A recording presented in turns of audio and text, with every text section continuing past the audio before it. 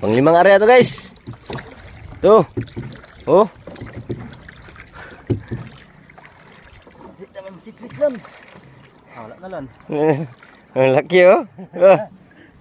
Bi.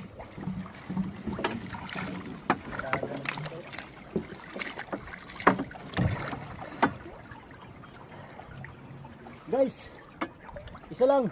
Salang. Walang kapatid. Walang kamag-anak. Isa lang mag-isa. Tingnan nyo guys. Dabaw. Ikaw Kikay. Huwag kang maliit na mananagat.